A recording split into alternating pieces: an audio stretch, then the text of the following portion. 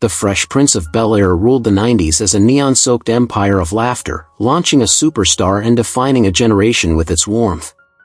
But when the cameras cut, the mansion held dark secrets of bitter feuds and a curse that shattered lives behind the scenes.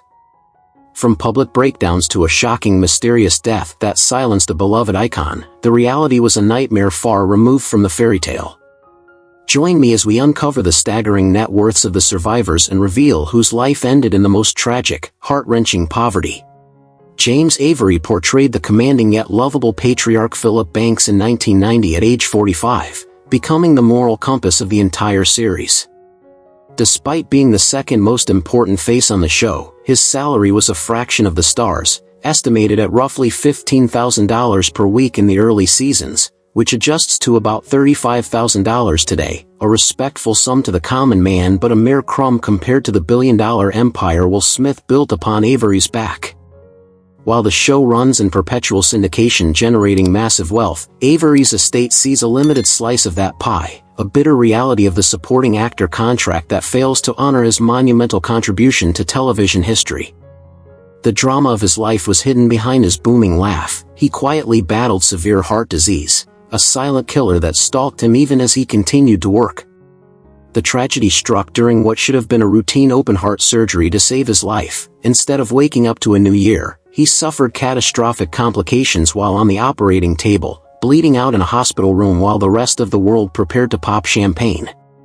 Possessing an estimated net worth of $3 million, he died on December 31, 2013, at age 68 due to complications from open-heart surgery, a heartbreaking New Year's Eve tragedy that left a permanent void in the heart of Hollywood. Dick Clark portrayed a fictionalized version of himself in 1994 at age 65, bringing the American Bandstand legacy to the Bel-Air universe in a cameo that screamed pop culture royalty. For this brief appearance, he commanded a premium guest fee estimated at $10,000, or roughly $20,600 adjusted for inflation, yet this was a microscopic drop compared to the empire he built. However, for all his wealth, he could not buy immunity from the full house of health horrors that awaited him. He received no residuals for this specific cameo, but the tragedy lies in the irony of his decline. The man known as the world's oldest teenager, whose entire career was built on his smooth voice and youthful energy, was brutally silenced by a massive stroke. This catastrophic event paralyzed his right side and stripped away his ability to speak clearly, trapping a brilliant communicator inside a broken vessel. He spent his final years struggling to utter even a single sentence on New Year's Eve, a painful public spectacle of deterioration that made millions look away in pity.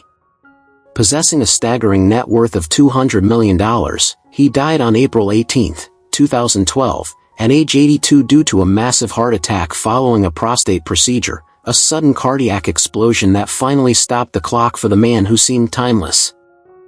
Richard Roundtree portrayed the smooth and successful Dr. Mumford in 1990 at age 48, stepping into the sitcom world with the swagger that made him an icon as Shaft.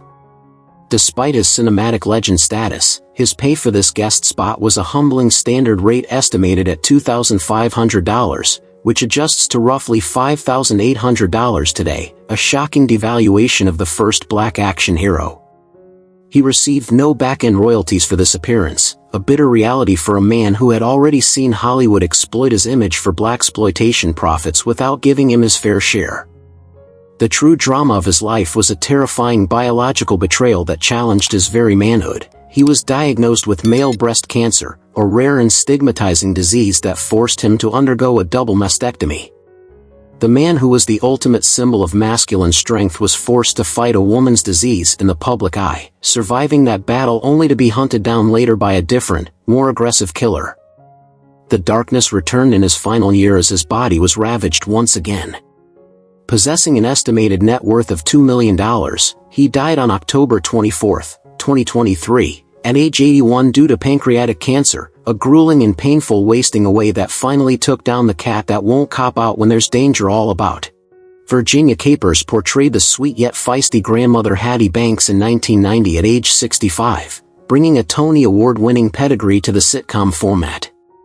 For her guest appearances, she was paid a shameful industry standard estimated at $2,000 per episode, which adjusts to a pitiful $4,700 in today's currency, an insulting valuation for a woman who broke racial barriers on Broadway. Because she was not a main cast member, she was completely excluded from the lucrative residual checks that keep the primary stars rich, meaning her legacy was one of artistic triumph but financial stagnation in the ruthless ecosystem of Hollywood. Her life was a constant fight against the mammy stereotype, forcing her to play maids and grandmothers despite her immense range, a psychological toll that weighed heavily on many black actresses of her generation. The darkness of her final days was physical and suffocating. She was struck down by pneumonia, an illness that filled her lungs with fluid and slowly robbed her of the ability to breathe, turning her final moments into a gasping struggle for air. Possessing an estimated net worth of $2 million, she died on May 6, 2004, at age 78 due to complications from pneumonia, a quiet and agonizing suffocation that silenced one of the most powerful voices in theater and television history. Isabel Sanford portrayed the legendary Louise Jefferson in 1995 at age 78, bringing her Emmy-winning gravitas to the Fresh Prince set in a crossover event that thrilled audiences. Despite her status as television royalty, her compensation for this cameo was a standard guest star fee estimated at $5,000, which adjusts to roughly $10,200 in today's currency, a shocking undervaluation for the first black woman to win a lead actress Emmy. While the networks milked her wheezy persona for decades of ratings, she received absolutely zero residuals for this specific appearance, a financial slap in the face that meant her legacy was more profitable for the executives than for her own estate. Her final years were not spent in the comfort she deserved, but in a battle against a failing body. She underwent a preventive surgery on her neck to improve her health, but the procedure triggered a catastrophic downward spiral. The surgery that was meant to save her instead became her executioner, leading to a sudden and irreversible decline in her health. She spent her final days in a hospital, her iconic voice silenced by the complications of medical intervention. Possessing an estimated net worth of $3 million, she died on July 9, 2004, at age 86 due to cardiorespiratory arrest following neck surgery, a tragic medical mishap that stole a legend away. Quincy Jones portrayed himself and served as the musical mastermind/executive producer in 1990 at age 57, the titan who orchestrated the entire show's existence. While his salary was astronomical compared to the cast, estimated in the millions for his producing role, the money could not erase the traumatic scars etched into his brain. He narrowly cheated death in 1969 when he forgot to go to Sharon Tate's house the night the Manson family butchered everyone inside, a haunting near-miss that stalked his nightmares forever. But the true horror was inside his own skull. He survived 2 catastrophic brain aneurysms that required surgeons to saw open his head and insert a metal plate, leaving him with a literal ticking time bomb in his brain and a prohibition from ever playing the trumpet again, or he would die instantly. He lived on borrowed time for decades, a genius haunting a fragile body, watching his friends perish while he accumulated wealth he couldn't take with him. The final note of his life was played just recently, marking the end of an era. Possessing a colossal net worth of $500 million, he died on November 3, 2024, at age 91 due to pancreatic cancer, a slow and crushing silence that finally claimed the man who gave the world its rhythm. Pat Crawford Brown portrayed a random lady in 1994 at age 65, one of the many eccentric background characters she played before finding late-in-life fame on Desperate Housewives. Her paycheck for this walk-on role was a humiliating scale wage estimated at $1,100, which adjusts to a trivial $2,300 today, money that barely covered a month's rent in the unforgiving city of Los Angeles. She was a soldier in the army of the anonymous, completely excluded from the residual checks that bought mansions for the main cast, meaning her financial security was always precarious, dependent entirely on the next audition. Her life was defined by the struggle of the late bloomer, fighting for relevance in an industry that worships youth, often reduced to playing senile or crazy old women, a typecasting that mocked her dignity. The tragedy of her final years was a slow, fading sunset. She lived to be 90, but her presence in the industry evaporated long before her breath did, leaving her to face the end in relative silence. She died simply because her time ran out, a quiet conclusion to a loud career. Possessing an estimated net worth of $2 million, she died on July 2, 2019, at age 90 due to natural causes, a peaceful but lonely exit for a woman who spent a lifetime screaming to be heard in the background. Macon McCalman portrayed Dr. Baylor in 1992 at age 60, serving as the cold, clinical face of the medical establishment in the show's more serious moments. For this brief, functional role, he was paid a meager day-player rate estimated at $1,500, which converts to a pitiful $3,300 in today's economy, a starvation wage for a veteran character actor who had appeared in Deliverance and Smokey and the Bandit.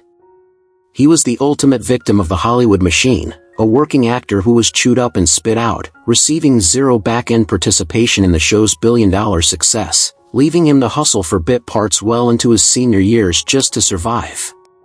The drama of his life was the creeping silence of obscurity. Despite a prolific resume, he was never a household name, destined to be the face everyone recognized but no one could identify, a ghost in the machine of entertainment. His health slowly betrayed him, leading to a quiet, unpublicized decline that saw him fade away in Memphis, far from the glitz of the industry that used his talent for pennies. Possessing a modest net worth estimated at roughly $1 million, he died on November 29, 2005, at age 72 due to congestive heart failure, a slow and breathless end for a man whose heart gave out after decades of unappreciated labor. Eric Christmas portrayed the stiff, British butler Cecil in 1991 at age 75, a role that satirized his own distinguished career as a classically trained stage actor. For this comedic guest appearance, he was paid a respectful but ultimately low fee estimated at $2,000, or roughly $4,500 adjusted for inflation, a sum that barely acknowledged his 5 decades of contribution to the arts. He was a victim of the old guard treatment, where veteran actors were brought in for a touch of class but denied any long-term financial stake in the project, leaving him without residuals from the show's endless reruns. His life was the story of the dignified professional slowly being forgotten by a changing world. He transitioned from Shakespearean stages to sitcom punchlines, a subtle tragedy of artistic compromise required to pay the bills in his twilight years. The darkness of his end was not in scandal, but in the inevitable, crushing weight of mortality that silences even the most disciplined voices. He passed away quietly, his name fading from the marquee long before his final bow. Possessing an estimated net worth of $1.5 million, he died on July 22, 2000, at age 84 due to natural causes, a gentle but final curtain call for a man who spent his life serving the script. Zsa Zsa Gabor portrayed the glamorous movie star Sonia Lammer in 1991 at age 74, bringing her real-life persona of diamonds in excess to the sitcom screen. For this meta cameo, she likely commanded a fee estimated at $7,500, or roughly $17,000 adjusted for inflation, yet this was a microscopic drop compared to the fortune she burned through with her 9 marriages and lavish lifestyle. She received no residuals for this appearance, but money was the least of her worries compared to the grotesque horror movie her life became. After a devastating car accident in 2002 left her partially paralyzed, she spent her final decade as a prisoner in her own Bel-Air mansion, bedridden and rotting away. The woman once known for her beauty suffered a series of strokes and infections that led to the amputation of her right leg above the knee, a gruesome mutilation that she reportedly was never even fully told about due to her dementia. She was kept alive by machines and feeding tubes for years, a living corpse trapped in a golden cage. Possessing a disputed net worth estimated at $40 million, mostly in frozen assets, she died on December 18, 2016, at age 99 due to cardiac arrest and a coma, a terrifyingly long and painful decay that turned a beauty queen into a tragedy. Tom O'Rourke portrayed Jameson Whitworth, the snobbish Princeton interviewer who judges Carlton, in 1991 at age 47, embodying the cold, corporate face of rejection. For this sharp, brief appearance, he was paid a standard industry guest rate estimated at $1,500, which adjusts to a meager $3,400 in today's currency, a pitiful sum that barely keeps the lights on in the expensive reality of New York or Los Angeles. As a quintessential that guy character actor, he was completely excluded from the back-end residual structure, meaning that while the clip of him interviewing Carlton circulates endlessly on YouTube and streaming platforms, generating revenue for the studio, O'Rourke's estate sees absolutely zero financial benefit. His life was defined by the relentless, unglamorous grind of the working actor, constantly donning suits to play judges and lawyers in Law and Order while fighting for every paycheck, never achieving the star power that guarantees security. The tragedy of his end was its quiet abruptness. He didn't die in a blaze of glory but faded away in silence, his extensive body of work becoming his only monument. He passed away just as the industry was shifting to a new era, leaving behind a resume of authority figures but no fortune. Possessing an estimated net worth of $1.5 million, he died on September 13, 2009, at age 65 due to undisclosed natural causes, a silent and overlooked exit for a face millions knew but whose name few remembered. Armelia McQueen portrayed the judge who officiates Will's near wedding in 1993 at age 41, bringing a theatrical flair to the courtroom scene.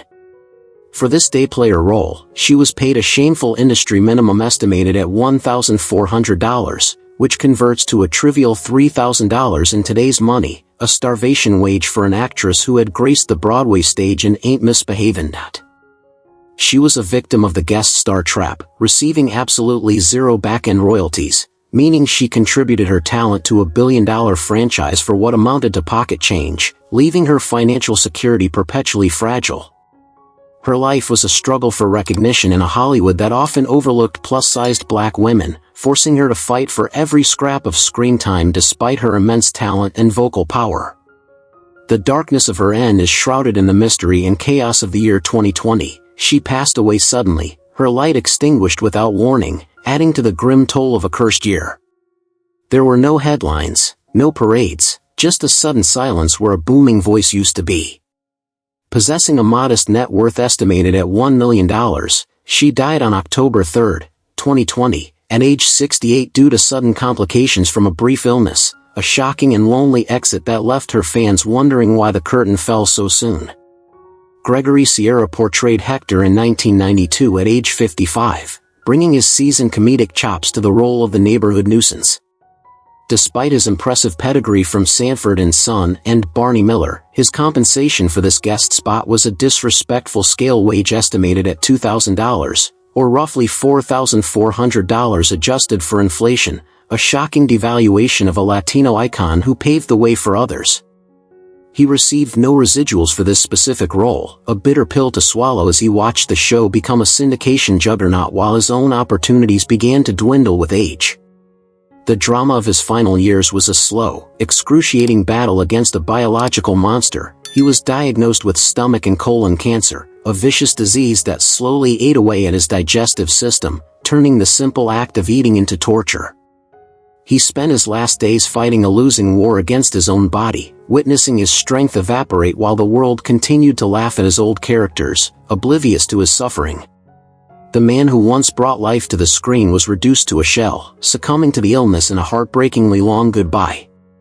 Possessing an estimated net worth of $2 million, he died on January 4, 2021, at age 83 due to stomach and colon cancer, a grueling and painful demise that hollowed out a television legend. Heavy D portrayed himself in 1990 at age 23, bursting onto the screen with the charisma and energy that made him a hip-hop heavyweight. For this crossover cameo, he likely received a special guest fee estimated at $3,500, or roughly $8,200 adjusted for inflation, but this amount is a tragic joke compared to the millions the network made by leveraging his street credibility to boost the show's ratings. Cruelly, musical guests often see no residuals for these appearances, meaning his image was used to sell the cool factor of the show forever without a cent returning to his family after his death. The tragedy of his life was the sudden, violent betrayal of his own body. Despite shedding significant weight in a bid for health, he was stalked by a silent killer known as deep vein thrombosis. After returning from a flight, he collapsed outside his Beverly Hills home, gasping for air as a blood clot traveled from his leg to his lungs, instantly suffocating him on the pavement. The overweight lover who preached positivity died in terror and confusion, unable to breathe. Possessing an estimated net worth of $350,000, disputed, often cited as liquid assets at death, he died on November 8, 2011, at age 44 due to a pulmonary embolism, a sudden and terrifying suffocation that took a hip-hop legend in his prime. Helen Page Camp portrayed the strict, no-nonsense interviewer Margaret Firth in 1990 at age 60, delivering a memorable performance in the very first episode. Her compensation for this pivotal pilot role was a standard scale wage estimated at $1,200, which adjusts to a laughable $2,800 in today's money, a starvation wage for a veteran character actress.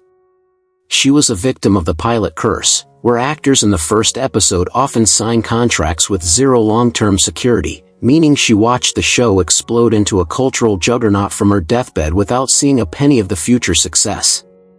Her tragedy is the most immediate and haunting of the cast. Less than a year after her character introduced Will to the Bel-Air lifestyle, she was dead. She suffered a debilitating stroke that shattered her brain function, leaving her trapped in a paralyzed body before succumbing to cancer, a double blow of biological cruelty. Possessing an estimated net worth of $1 million accumulated over decades of grinding work, she died on August 1, 1991, at age 60 due to a stroke and complications from cancer, a gruesome and rapid decline that claimed her just as the 90s were beginning. Sherman Hemsley portrayed the corrupt and hilariously slippery Judge Carl Robertson in 1992 at age 54, a role that capitalized on his legendary comedic timing. For this high-profile guest arc, he likely commanded a fee estimated at $5,000, or roughly $11,000 adjusted for inflation, but even this could not protect him from the bizarre and macabre horror that awaited him after death. Despite his fame, his financial life was a mess of mismanagement, and he received no specific residuals for these guest spots, leaving his fortune vulnerable to the vultures that circled him. The true horror story began after he took his final breath. A gruesome legal battle over his estate and body erupted between his partner and a man claiming to be his brother, resulting in his corpse being left unburied in a funeral home refrigerator for nearly 4 months. He lay rotting on ice while greedy survivors fought over his dwindling assets in court, a scandalous indignity for a TV icon. Possessing a surprisingly low net worth of $500,000 due to years of exploitation, he died on July 24, 2012, at age 74 due to superior vena cava syndrome associated with lung cancer, a tragic end where he was denied peace even in the grave. John Amos portrayed Fred Wilkes, the stern and protective father of Will's fiancée, in 1994 at age 55, bringing a gravitating presence that reminded the world of his legendary status. Despite his icon status, his compensation for this recurring guest role was a disrespectful industry standard estimated at $3,500 per week, which adjusts to a meager $7,200 today, a slap in the face for the man who once defined the sitcom genre.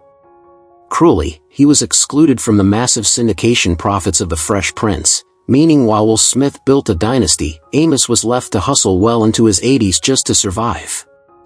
The real horror of his life wasn't on screen, but in his final years, which were consumed by a grotesque family feud. He was the center of disturbing elder abuse allegations, with claims that he was being isolated, manipulated, and financially drained by his own flesh and blood.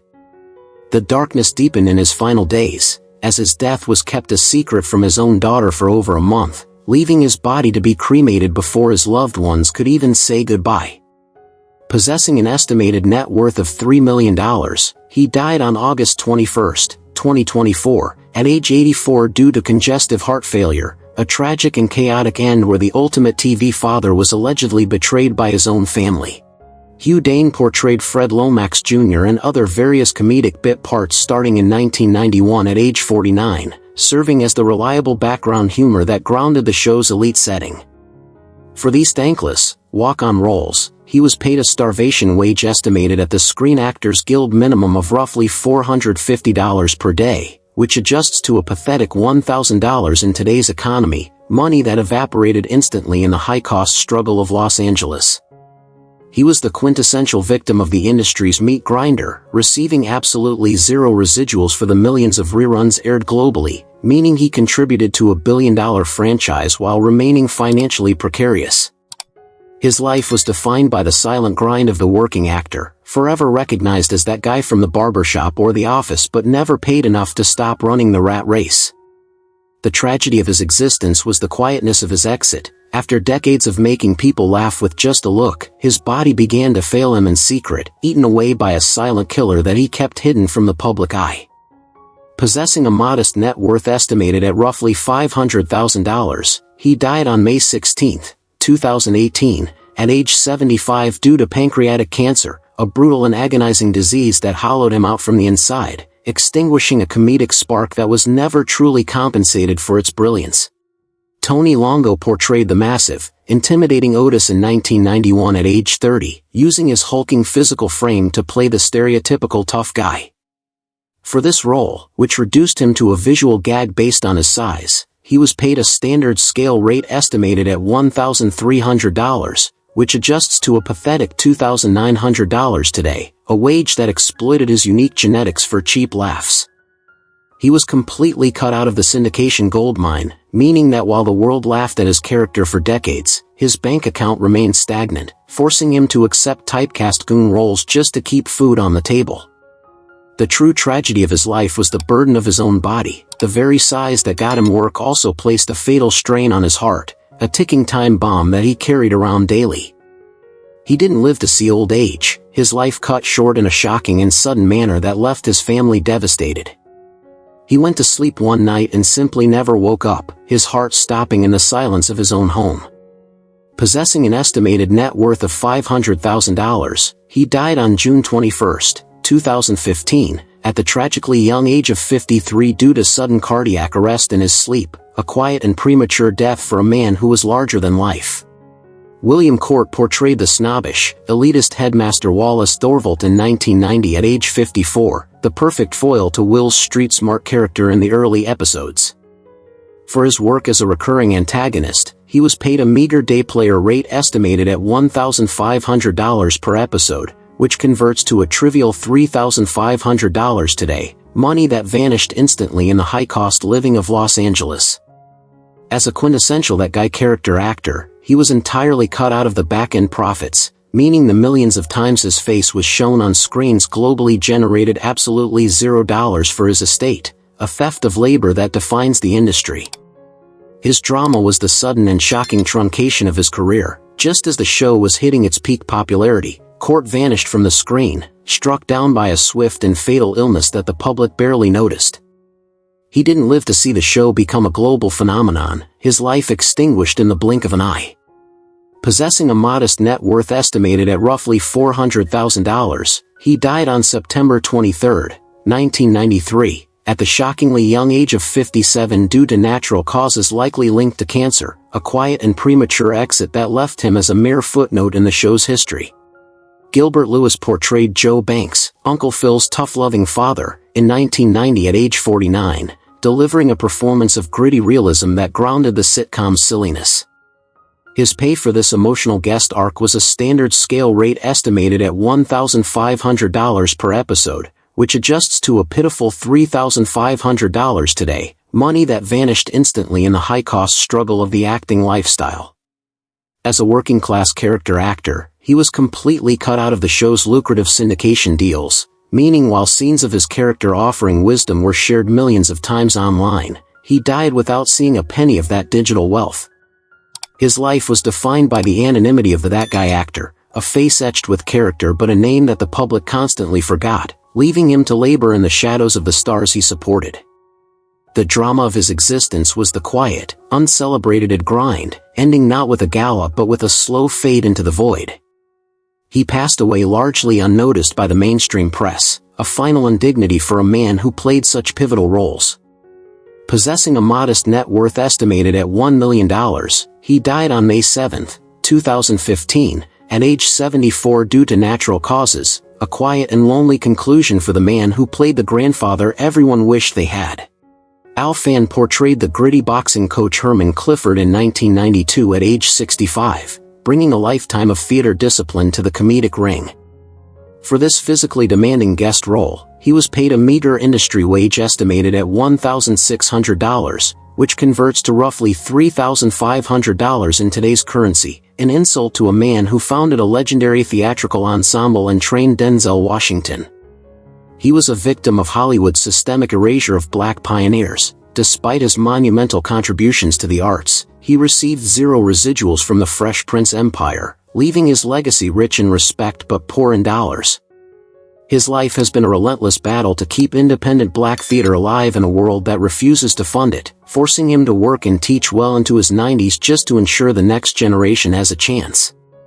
The drama of his story is the silence that surrounds him. While his students became superstars, he remained the hidden root, surviving in the margins of the history books he helped write. He passed away on October 14, 2018 at 93, but his contributions were largely uncompensated by the mainstream machine. Having possessed an estimated net worth of $500,000, he was a surviving relic of the industry, living in relative obscurity in Los Angeles, a living testament to the struggle of the black artist in America.